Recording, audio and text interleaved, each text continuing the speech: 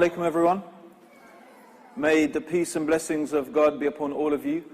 I was traveling up here today from London. Well, I didn't actually come from London today, but I came from Rossingdale near Manchester. But before that I came from London. But on my way up I was thinking, who on earth would want to come and spend their Sunday listening to some Muslims talking and whinging about how some people want to burn their book?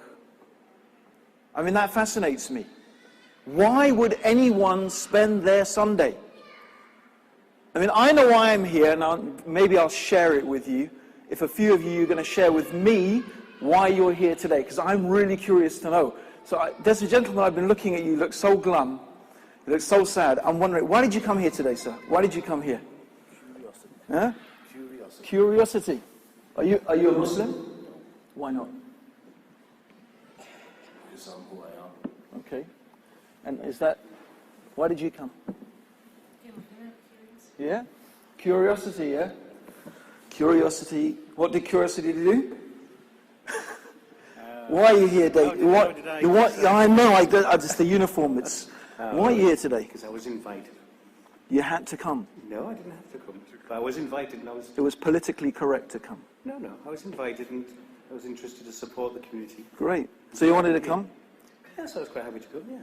And how about the gentleman next to you? I came here because I don't know anything at all about the Muslim faith, and I wanted to find out why you believe in your faith. Wow, fantastic. Good. That's a good start. Let me ask some Muslims why they're here today. Let's ask some Muslim women. They do speak, actually. They do have a voice. I hope I picked the right one. So, sister over here, yes, yeah. She's been pointed out to me. Ask this one. Sister, why are you here today? Because I think it was interesting to see how many Muslims would be supporting the whole issue that the Quran was burnt, and to educate other people about what the Quran is about, basically. Excellent. So you happy with the turnout? Alhamdulillah, yeah. Good. How about you? Yeah? Why are you here today? Why did you come? To find out more about Islam and other people's views. Are you a Muslim? Yeah, Why? because that's what I believe in. That's what you believe in? Okay, that's good. I came partly because my long old friend Abu Tayyib over here is a man I trust.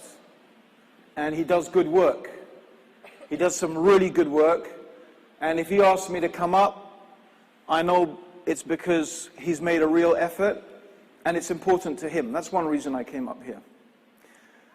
But the other reason is, it's to do with the fact that I really care about this country.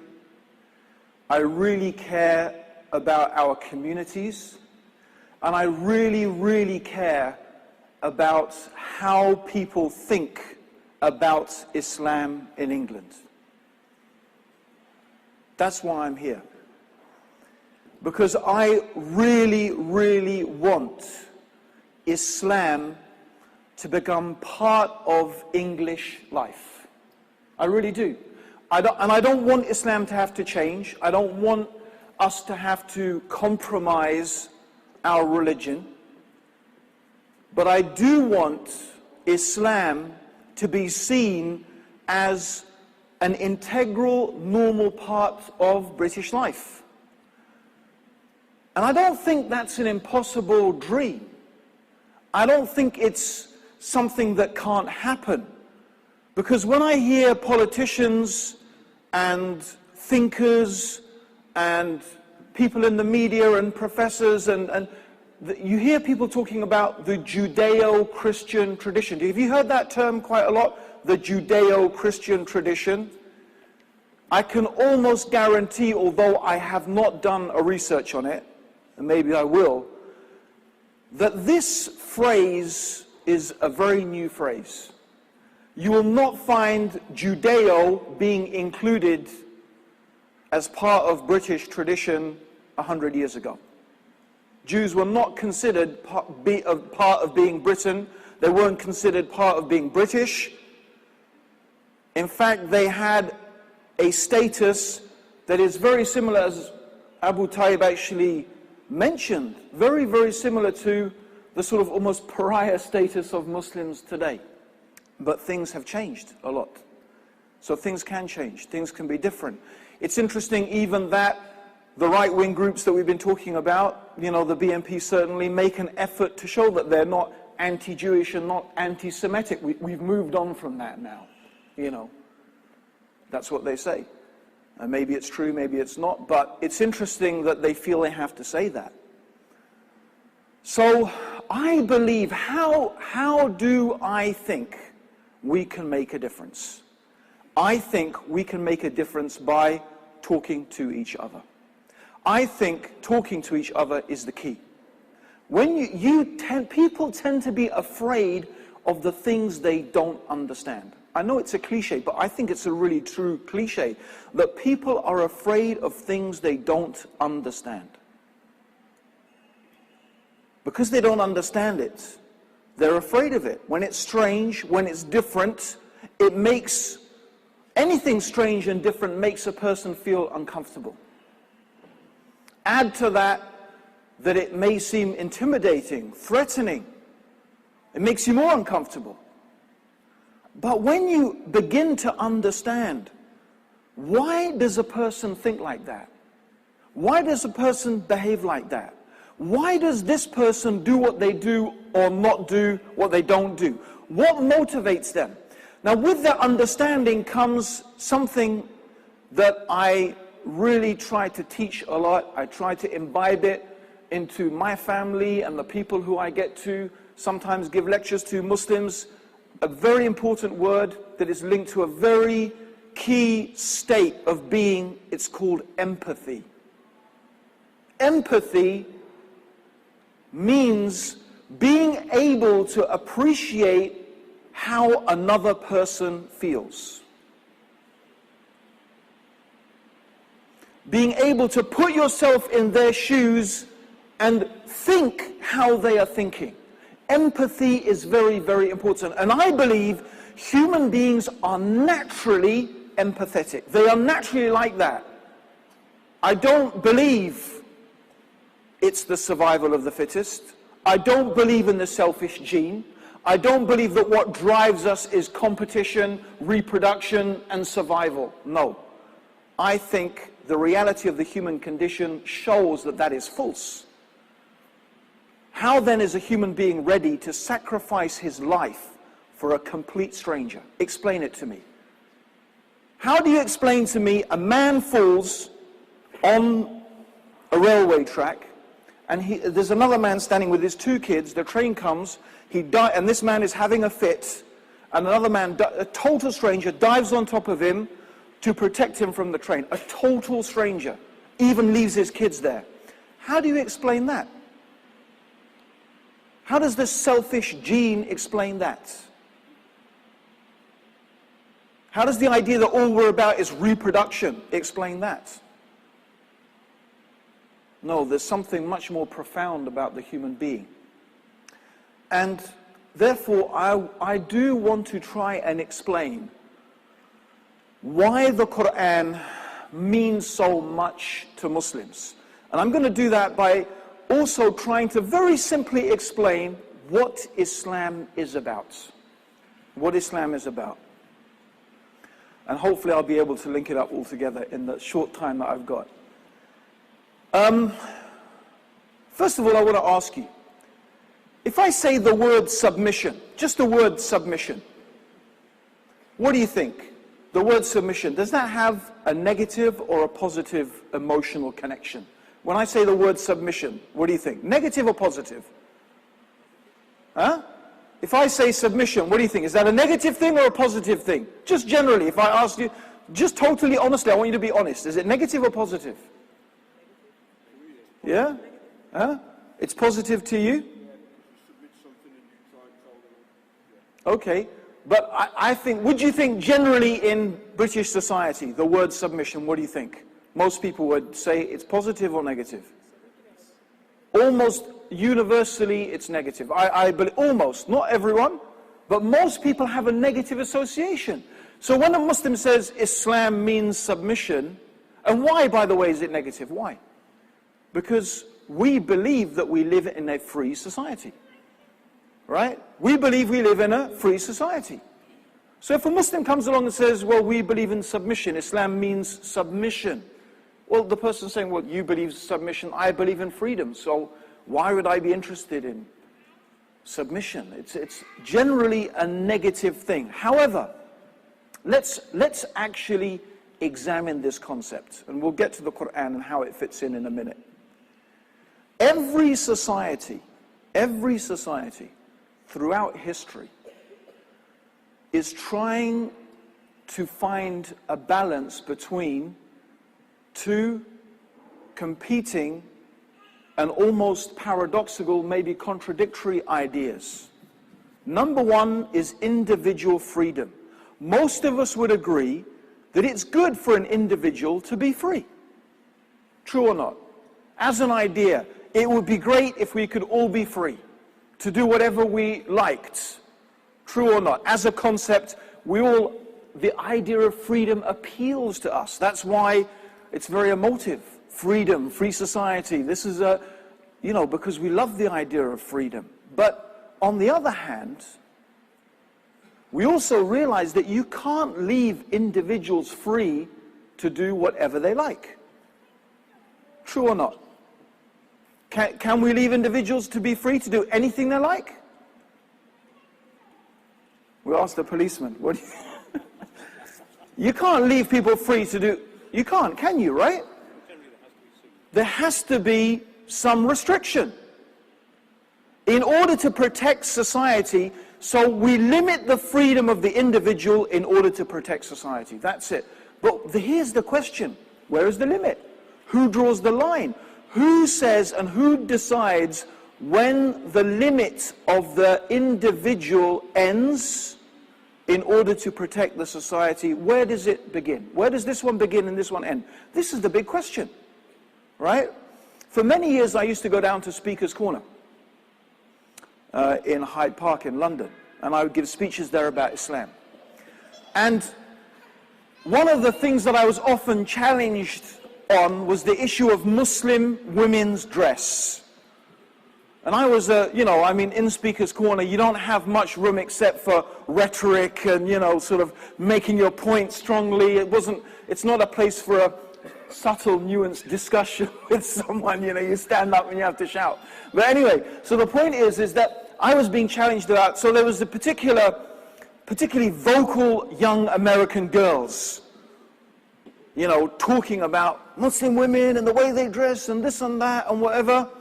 And so I changed the frame with them. I said to them, okay, I've got a challenge for you. Take off all your clothes and walk down naked throughout the park. So then they stopped. They were quiet. I said, you won't do it, will you? No. He said, I have to tell you something, by the way, that if you did that, you would be arrested. You would be arrested for indecency.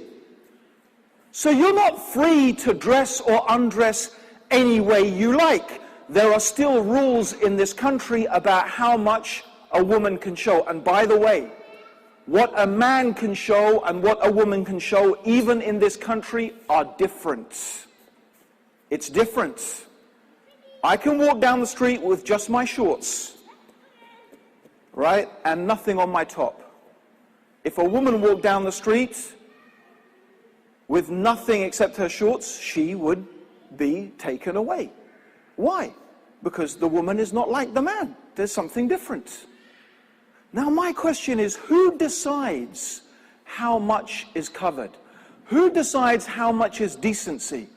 Who decides how much we should show and how much we shouldn't show? That's the really important question. Who makes that decision? I don't think it's necessarily a democratic one. But the point here, and the very important point is, no, we do have some standards. They may be different standards, but we have some standards. And we recognize even that there is a difference between men and women.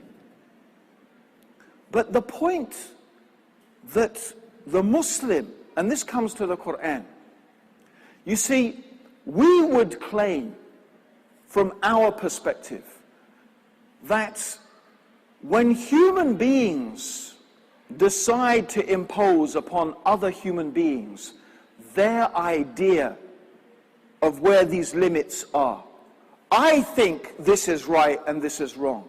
I think this is good and this is evil.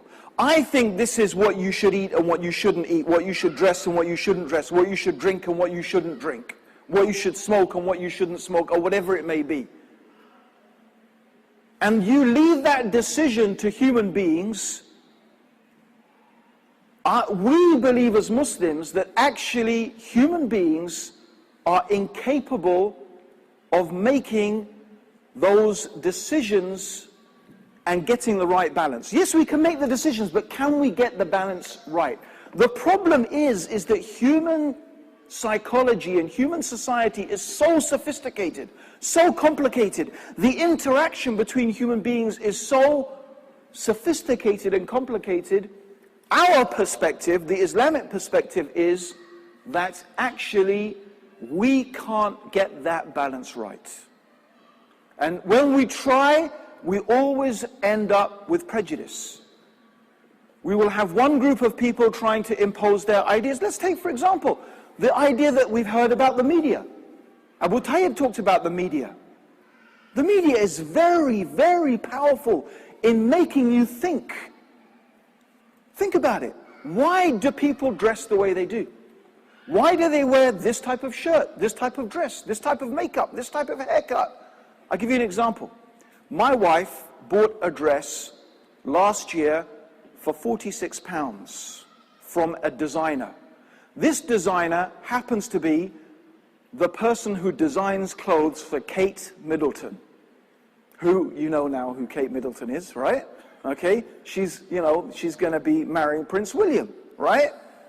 And my wife, now since the announcement of the engagement, my wife's a fanatic eBayer, right? She put this dress on eBay. Take a guess how much she sold that, and she mentioned designer to Kate Middleton in her very clever advertising thing. Guess how much she sold the dress for? Take a guess. Huh? No, not that much. But she doubled it. It's more than doubled it. £146. That's just. So think about it. What made people think that this dress was worth buying? This is the influence and the power of the media. But isn't the media responsible for selling us things? Doesn't most of the revenue of the media come from advertising?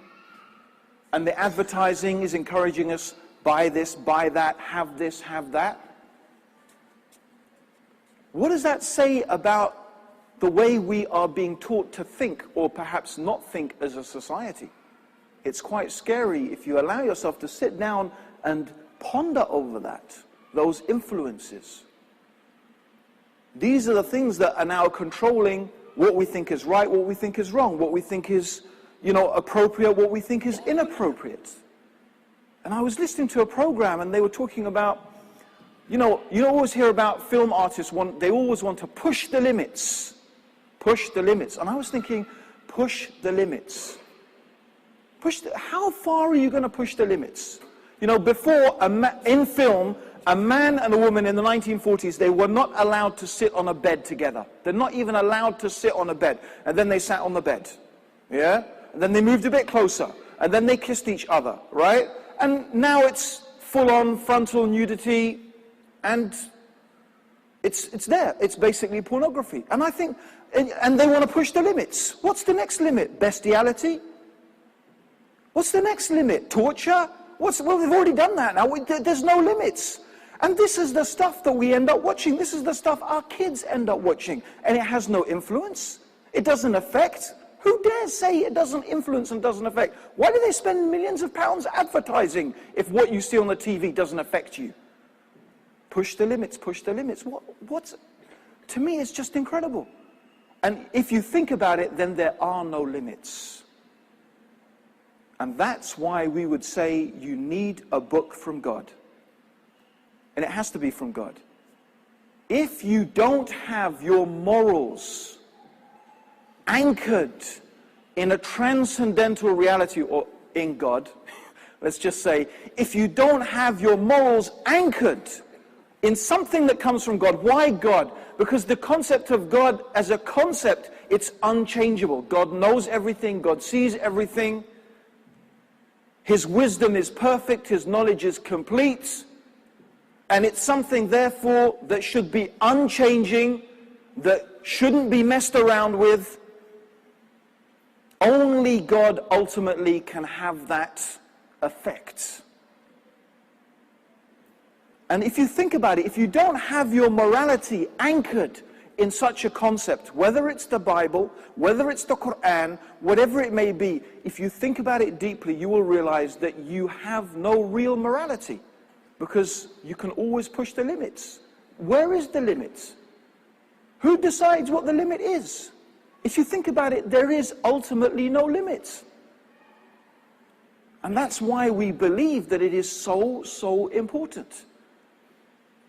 The Quran is not, you see, it's not only, you see, today to talk to people about religion, to talk about God, it's also abstract.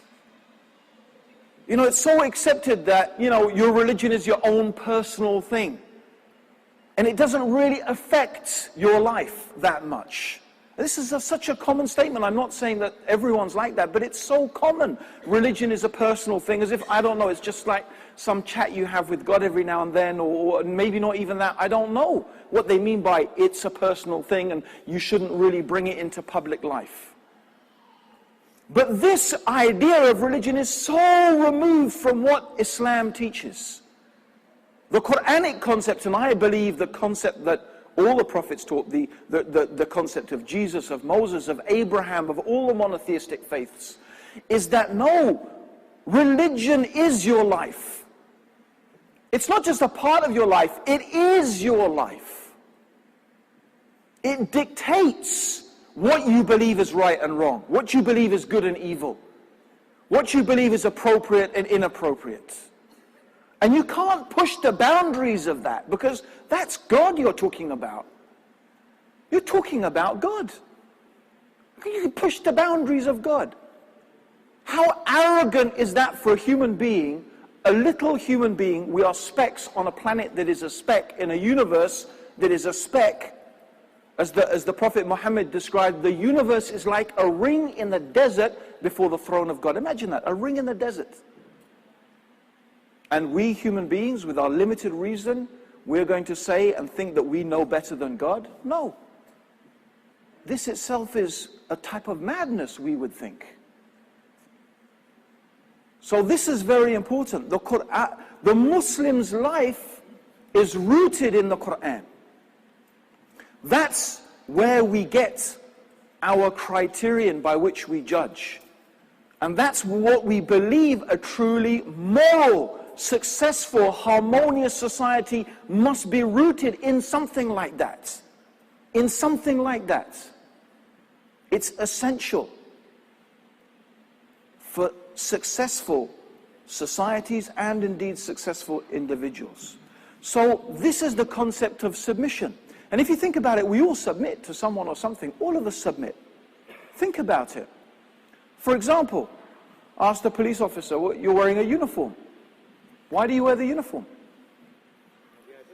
Huh? So you can be identified. Do you like your uniform? Huh? I'm talking about the actual, let's put it this way.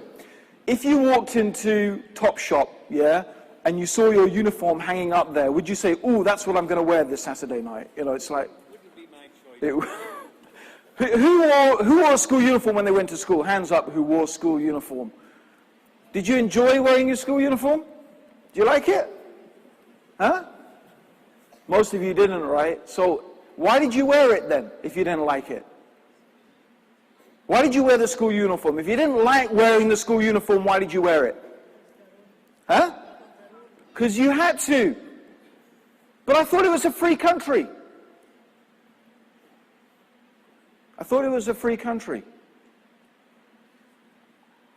No, we all do things all the time. There's things that okay, so what is it when you do something that you don't want to do because you have to? What do you call that? What are you doing? You're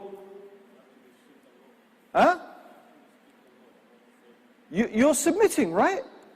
I give up what I want. I want to wear these nice clothes. I want to wear this, but I'm going to give up that because, well, that's the rule. Or maybe you do it. Let's think about another situation. Maybe you surrender and you give up because you love somebody. Yeah? I mean, inshallah, I hope, God willing, that, the sisters here love their husbands. Yeah? And the husbands here love their wives. I'm hoping that's the case. Yeah? So it's normal, isn't it? It's normal. You love your children. You love your children, right? But it's not always you want to give up your day. Maybe you want to give up your weekend. Maybe you want to play football. Maybe you want to go mountain biking like me. Or maybe, I don't know, whatever it is you want to do. But you know what? You give up some of that time because you love your kids and you want to do something for them and you want to make them happy. That sometimes you give up because you love someone. You surrender. You submit. You can submit out of love. And sometimes you submit out of fear because I'm afraid what's going to happen to me if I don't do this or if I don't do that. And sometimes you do it because, wait a minute, I just know that's the right thing to do. Now, if you think about it deeply, think about this deeply. Can anyone think of any moment in your entire existence when you are not submitting to someone or to something? Think about it. Your entire existence where you are not submitting to someone or something. I mean, you can't. I'm sorry. Whatever you say, you'll think that actually, yes, I am submitting to someone or something. When you're asleep, you're submitting for your need to sleep. That our existence is submission. So what is Islam saying? Think about this. Think about the concept. Or I'm not telling you the details, I'm telling you the concept of Islam. If you want to understand Islam, it's the concept that's key. What Islam says is, look, actually, the being that is most worthy of our submission is God. If we submit to someone because we love them, well, God is more worthy of our love. Because whatever we have ultimately from goodness comes from God ultimately. So God is more worthy of our love. If we submit because we're afraid, well, we should be more afraid of God than anything else because He is more able to punish us than any other being. And if we submit because it makes sense, because it's intelligent, because it's wise, well, who is more wise than God? So therefore, the one that is most worthy of us submitting to is God. So here's the question. How do we submit to God? How do we know the best way to live our life? How can we know what God wants us to do? How can we love God? How can we express our love for God? How can we keep away from the things that God doesn't? That's where the Quran comes in. We believe that that's why God has sent books. For example, the Torah to Moses, and the Injil or the Gospel to Jesus, and the Quran to Muhammad. These are books or guidance from God to teach us how to live our life in a way that is pleasing to God. That is the essential importance of the Quran. That's what it's about. Now, if you understand that, as Abu Tayyib said, it's not the actual burning the Quran that's the problem. It's not the burning the Quran that's the problem. The issue is the insult that is intended. The point is, I want to insult your book. I mean, a Muslim would say, as we said, that's actually one of the ways we've been taught that if we want to dispose of old Qur'ans or torn Qur'ans or something, one of the ways we're allowed to dispose of it is by burning it. And it's not considered to be insulting the Qur'an. But the point is, it's the intent. But the issue here is, you see, for the Muslim, that is ultimately as if someone is attacking, well, almost the purpose of life itself. the whole foundation on which morality and decency and the idea of right and wrong is built on this book. And someone wants to insult it. Because if you look at the essential teachings of the Quran, for someone to say it's evil, it's an evil book, honestly, it really is absurd. Because if you look at the essential teachings of the Quran, what is it? Number one, there is one God. This universe has a creator, and there are many verses in the Quran that talk about, look at the heavens, the earth, the alternation of the night and the day. Look within yourselves, look at the animals, these are all signs that point to a creator. An organized, systemized universe points to one who has designed it and created it and organized it and systemized it. It's very simple, logical conclusion. And this creator can't be the same as the creation. This is the basic message of the Quran about God. There's one God. God is not like anything in this universe. And because God has created the universe and given us life, we should worship God, we should thank God, we should praise God. Because God has power over everything, we should seek help from God. That's the basic message of the Quran. And God is most wise, He knows what's best for us. And so when He gives us some guidance and says, this is the best way for you to live, we'll try to live that way. If God says don't drink alcohol, it's not because God doesn't want us to have a good time. It's because God knows that alcohol is going to damage us individually and collectively. I mean, we only need to look at the statistics of what alcohol does. How much violence, how many deaths, how much abuse in homes, how many rapes, how much police time is spent looking after people pouring out of pubs and clubs on a Saturday night and a Friday night. Instead of going and dealing with criminals